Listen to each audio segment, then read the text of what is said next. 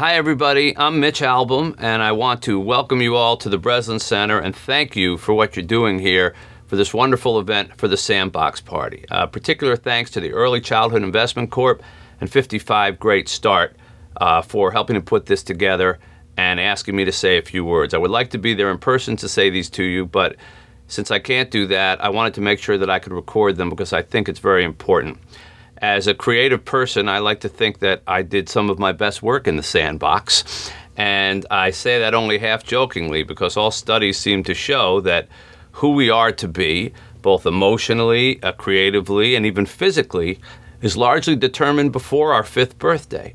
And so what you're doing here is critically important because you're talking about affecting the future of these children that we tend to think of as these cuddly things and we can bounce them around and all we have to do is give them some finger paint or some crayons and everything is taken care of.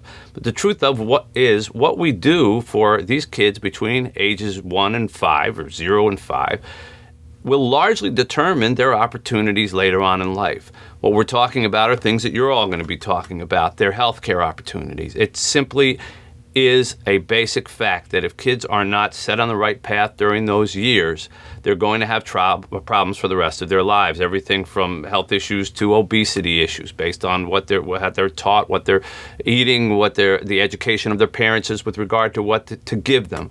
Educational opportunities. We all know that kids learn how to read early, tend to do better later on in life. Kids are exposed to math or intelligent thinking and problem solving at early ages, do so much better later on in life. So we can't treat these years as if it's a coloring book. We need to treat them seriously. You're obviously doing that. You look around at the people here in the Breslin Center, so you get it. Now you need to go out and make other people get it. And of course, as someone who tries to convince people of things for a living, I can tell you that that's the harder part, but that's also the most important part. You need to get out after the politicians who can make some of this policy. Try to convince them that just because the kids can't walk into a voting booth or pull a lever, that doesn't mean that they are not critical to our future. One day they will pull a lever. We'd like them to do it intelligently and with great health for many years to come.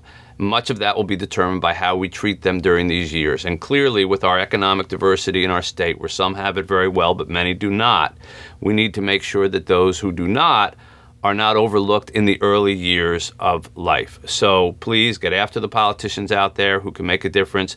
Try to get past the cuteness baby factor here and talk about that this is just as serious as we're talking about for any of our adults or even seniors. And hopefully the message will get across. This is a great beginning, an unprecedented event, people coming together for the cause that you're here for. And I think it says a lot about all of you that you would spend this time and organize such an event for those who have the smallest voices or sometimes no voices amongst us. I recently returned from Haiti, my 3rd trip down there, and have seen the difference in what happens when a child is given even a minimal amount of food versus none, even a minimal amount of love or attention or education versus none, how that literally changes the future course of their lives. And I've seen kids who had none of it and what they've grown into, and I've seen kids who have had some of it and what they've grown into. And what starts together here splits apart like that by the time they're adults, and they're vastly different places. So again, what you're doing is critically important, and particularly so because the kids that you are representing don't have a voice themselves. You are their voice here in this building, and I salute you for what you're doing, and I wish you great success with what the Sandbox Party is all about.